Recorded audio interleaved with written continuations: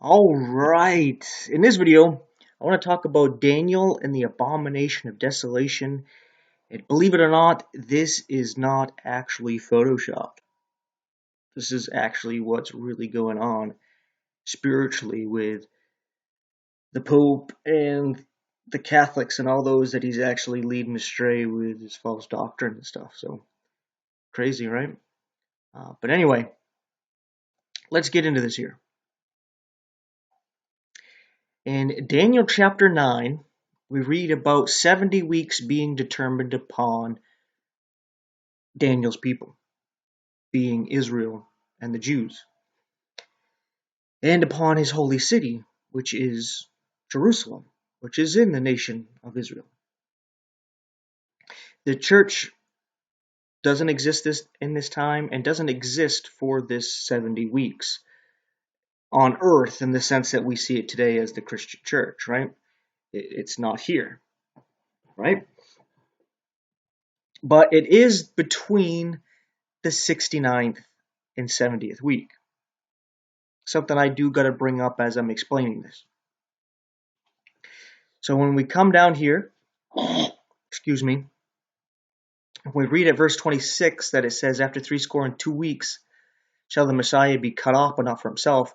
And this is all after talking about the 7 weeks, right? So this is saying after the 69 total weeks. So these are broken up. As you can see, there's 7 weeks. There's then 62 weeks. So we can see that things are already broken up, right? So we can see the first hint to tell you, hey, this last week is also cut off. You have 7 weeks, which is 49 years. You have 62 weeks, which added to that is about 483 years. But then you have 7 years left because it's a total of 70 weeks. But it's separated, and it's separated for a reason. Another note to take down, right? And the part that I've highlighted here says, the people of the prince that shall come shall destroy the city and the sanctuary, and the end thereof shall be with a flood. And on to the end of the war desolations are determined, and he shall confirm the covenant with many for 1 week. Now I have this highlighted because of basic English here. When we are talking about somebody, and we say he or she, who is it referring to? Well, it's referring to the last person that we mentioned. And the last person mentioned is the prince that shall come. The lowercase prince, not the Messiah, who is up here at verse 25, the capital P prince. It's a different prince. He's the one that's going to come and shall confirm a covenant with many for 1 week. And that's what we actually see here in Revelation chapter 6 at the first seal that's being opened. It says, and I saw and behold a white horse, and he that sat on him had a bow, and a crown was given unto him, and he went forth conquering and to conquer. So we see here that right at this seal, someone seeming to be Jesus, even to the point where a lot of Christians think this is Jesus and that this is the Christian church going forth to conquer. But that's not what is going on here, and I'll explain. When Jesus actually returns, where we read in Revelation 19, Jesus comes on a white horse with many crowns, and he has a sword from his mouth. This is trying to fake that. This is actually the Antichrist coming with a bow. A bow, first reference, is to the rainbow, symbolizing the covenant God made with the earth not to destroy it again with a flood of water. So we see that this agent comes with a covenant, as a bow with no arrows, not a sword, and a crown's given unto him. And he went forth to conquer and to conquer. So here we can see that his conquering probably has to do with making deals, covenants with his flatteries, stuff that we keep seeing that's coming from the Antichrist, is that he uses his flatteries to end up winning people over, right? And uh, this crown here is a depiction of that he's probably accepted by the Jews, as the majority of them anyway, the leadership of them, as the actual Messiah, the King of the Jews, right? Because he's actually here fooling the Jews, not the church. Because for those Christians who think this is Jesus, and this is a symbol of him going forth to conquer the world with Christianity, you got something wrong. Especially, I know a lot of you who say that believe that Revelation chapter 2 and 3 that talks about the seven churches is actually talking about the church age. It's the age of the church, from the first church to the last. It's the church age, and we're in the Laodicean age, the last church. And look what we read here in Revelation chapter 4. John is taken up after the church age, after Laodicean age there, which is what's the things that are going on at the moment, because Jesus tells John to write the things that were, things that are, and things that will be, right? The things that are is the church age, which he was in, and he wrote about the church. But then he's taken up to heaven, and it says here, I will show thee things which must be hereafter. So the things that he's now shown is after the church age, as right here also depicts the rapture. As we read in Revelation chapter 1, 5, and 6, that Jesus Christ has washed us in his blood and has made us unto him and our God kings and priests.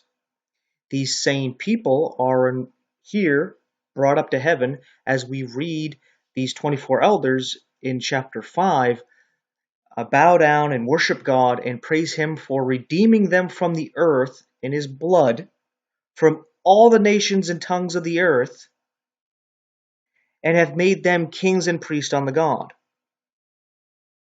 That's the church. We read in Revelation chapter 3 about the church of Philadelphia that has a door open to it, and that they're going to escape the temptation that's going to come upon the whole world. That temptation is to believe Satan is the actual Christ and to take the mark of the beast. They're going to escape that through that door. As we see here, that door is open in heaven. And John, being one man, represents the one body that is the church. He hears a voice. He's called up. Immediately, at the twinkle of an eye, the lightning going from the east to the west, he is in the Spirit and he's before God. And he's going to be shown things that are happening after the church age.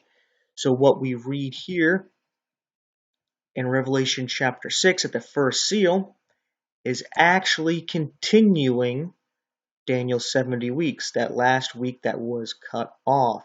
And we're going to break that down a little bit more as we go into Daniel to show you that that is cut off. But there is also one more passage that I wanted to bring up that I forgot to put up here that actually connects to what we were just reading in Daniel chapter 9. When we come over here to Revelation chapter 12, and the dragon is wroth with the woman here is Israel, crowned with the 12 stars, being the 12 tribes of Israel, connecting to Joseph's dream about his brethren, the 12 tribes, bowing down to him as stars in his dream. Right? This is Israel, the virgin bringing forth Jesus, who's the man-child. The church does not bring forth Jesus. Jesus brings forth the church at the cross, the same way Eve was brought out of the side of Adam. All right. Excuse me there. So, the two things to pick up on here to show you what's actually going on with Daniel is actually three things here. Michael stands up for his people, right? This is exactly what we're going to read about in Daniel chapter 12.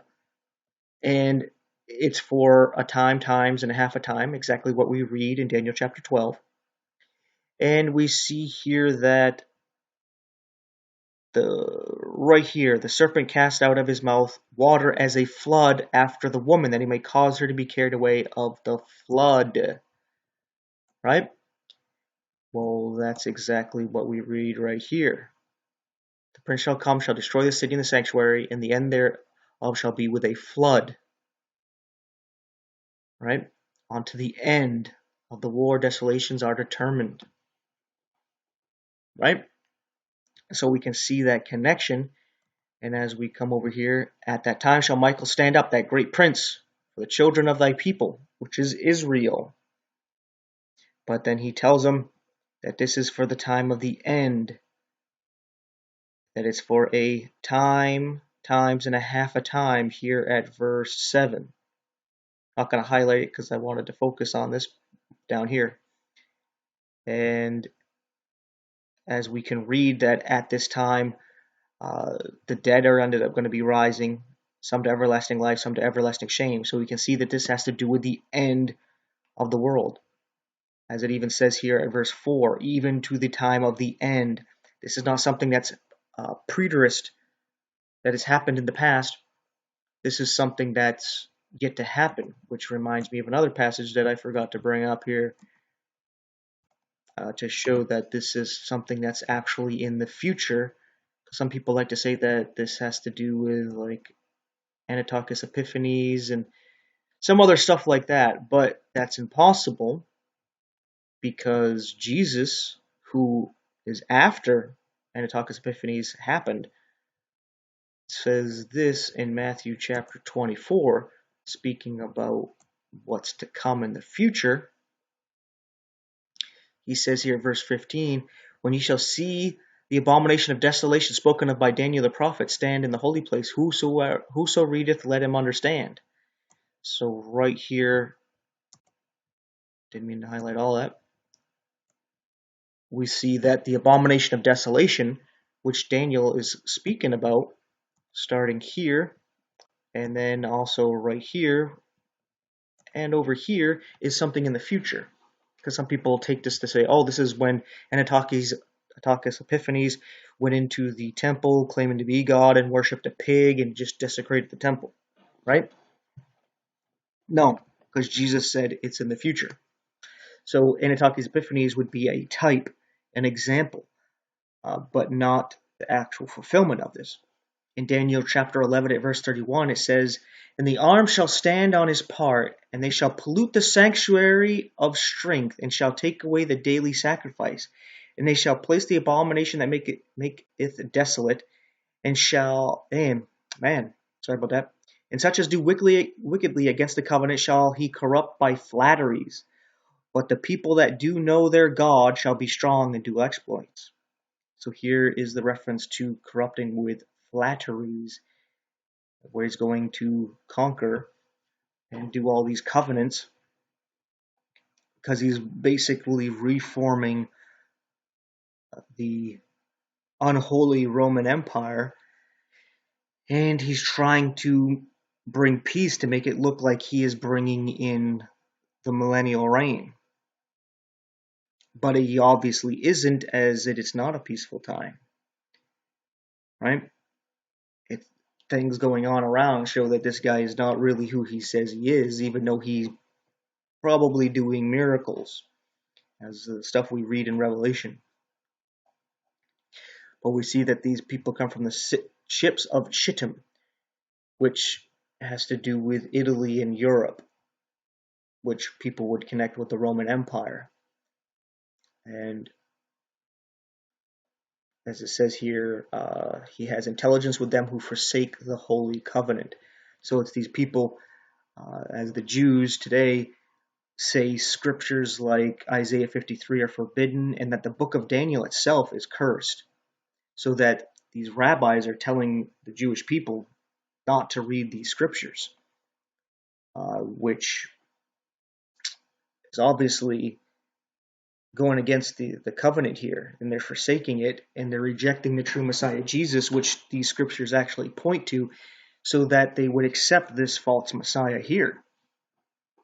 But as it says, but the people that do know their God will be strong and do exploits. believe this is a connection to the two witnesses and the 144,000 and what have you. But anyway, coming back over here to Daniel chapter 12, we read verse 11, and from that time that the daily sacrifice shall be taken away, and the abomination that maketh desolate set up, there shall be 1,290 days. That's about 3.5 years, 3.5 years and a month, a total of 43 months, because it's 30 days for a year, prophetically speaking. And as he's told again, this is about the end of days. So this is not something that happened 2,000 years ago. This is about something that's about to happen. But anyway, let's see Revelation chapter 12 real quick. We see that the woman gives birth to the man-child. The man-child is raptured. Michael stands up for his people, just like we read right here. Michael shall stand up. Satan is cast down, right? He's wroth with the woman, which would be Israel, the one that gave birth to Jesus, not the church, because the church is already gone by this time, as we have seen in Revelation chapter 4. This is after the church age. They're caught up. They're gone. And, yeah, he comes after them. They're taken on the wings of a great eagle to hide for times and a half a time. That's exactly what is said over here, that this is what the time will be, a time, times and a half a time. And, yeah, we see that this is also talking about this point here, with the floods coming. And he's made a covenant. It's supposed to be a 7-year covenant. Doesn't seem to last that long. And yeah, just kind of reviewing everything, making sure I covered everything that I wanted to really get into. But basically, I just wanted to point this out because I was talking to some people last night about this, and they were trying to say that the he that shall confirm the covenant is the Messiah. And I used to think that because I was like, it's the covenant. So I was like, yeah, isn't it the new covenant? And he's cut off in the midst of the week where Jesus started to confirm the covenant for 7 years. When he was 30, he got baptized and he started doing his missionary work. And then 3.5 years later, so halfway through a 7-year covenant, 1 week, he's cut off. I was like, yeah, that makes sense. And that there's actually 3.5 years left, because that's what we read here about 3.5 years and then 3.5 years in Revelation as well. But looking at how English works, that the he would be referring to the last he, which is the lowercase prince that shall come to destroy the city. And then studying a bit further, there's other passages about the Antichrist making a covenant with God's people. I can't remember the actual passage talking about Israel having all the males pluck out their right eye as a sign of the covenant and a token of the covenant here. And I take that as a sign of the mark of the beast, because the beast is the Antichrist, the false shepherd, the idol shepherd, not the idol as in lazy, but the idol as in a false god, right? That he shall have the sword upon his arm and his right eye. His arm shall be clean dried up, and his right eye shall be utterly darkened.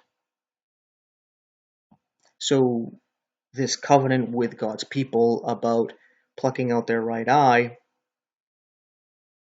would be a symbol of, hey, the covenant has to do with you taking the mark of the beast.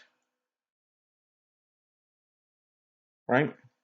You either receive it in your right hand or in your forehead, and we see that the right arm is withered and the right eye is darkened. The people who take the mark they receive sores where they receive the mark, right? That's what they end up getting. They follow through with them. And it might actually have something to do with the beast being assassinated, because when you're a born again Christian, you become one body with Jesus. You become one with him. You live forever because Jesus lives forever. You have peace, love, and joy because that's what Jesus has. He gives you his life. Now, Satan wants to be like God. He wants to be like Jesus. He wants to duplicate that. So he's trying to create this hive mind through this mark of the beast, where you're probably receiving his blood, his DNA, some kind of nano AI connection with him. So when he receives his deadly wound, even though he comes back, it probably has an effect on everybody who received the mark of the beast. That because of how he is, so are they. They're joined with him, so they receive some kind of wound and marks on their head and on their arm where they receive the mark of the beast. And that's what they get for joining with him in this. So to wrap that up, I'll actually try to search for that real quick. I have better luck finding things KJV version when I use the eSword. So let's just go to Old Testament and go right. What the heck? My bad. I thought I was over here. Let's go to right eye and see what we got. This is not what I was thinking here. Let's say pluck out eye. Pluck out. Just so I can give you that scripture. I remember it being in Samuel, one of the Samuels. Pluck out. This is weird. I must be remembering it wrong. Pluck out. Maybe it was like remove. Are you kidding me? Huh. I. Let's just put I. But there gotta be something with that, right? Okay. Let's go down to here. Samuel was I. Okay, I guess it wasn't in Samuel.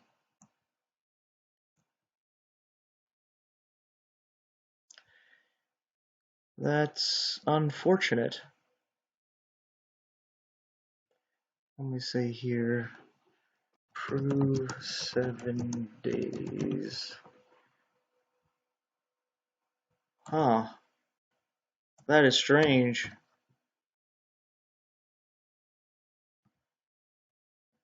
Let me see if this comes up this way, because part of it, the I being taken out, had to do with proving them for 7 days. So let me just see.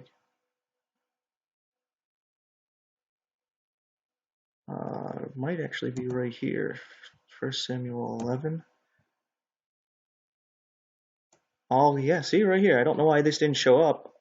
It says at 1 Samuel 11:2, the Ammonite, Nahash, the condition that he'll make a covenant with you, that I thrust out all your right eyes.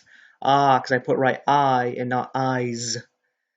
It's very sensitive there. And lay it for a reproach upon all Israel. And he give us respite 7 days. 7 days, a day for a year covenant here. So here we get an example of the covenant spoken of in Daniel does not have to be the covenant that God promised in Jeremiah, the new covenant. This can actually be referring to the covenant that the Antichrist brings, and that explains why we actually see depictions of Satan all the time with a contract. and you got to sign with blood, right? That's always shown in the cartoons and shows and movies, in depictions at times. Matter of fact, let's end it with that.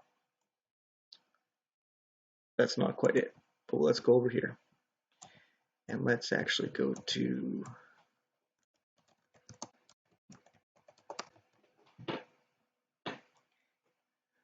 show. We get a bunch of these. Yeah, usually that's how you always have it. Sign contract with blood, like you see here, right here, and all this stuff, right? There was even a commercial a few years ago, at the Super Bowl, of somebody signing a contract with the devil to get a car. I think it was actually William Dafoe was in the commercial. And you always see these rock stars and even people in the movies talk about signing their contract with the devil in blood. You see that kind of connection all over the place. Let me just see blood. Kind of rambling on here, so if you want to end the video, I get it. Just wanted to make it clear. There we go, signed in blood right here. But yeah, you can look it up for yourself and whatnot.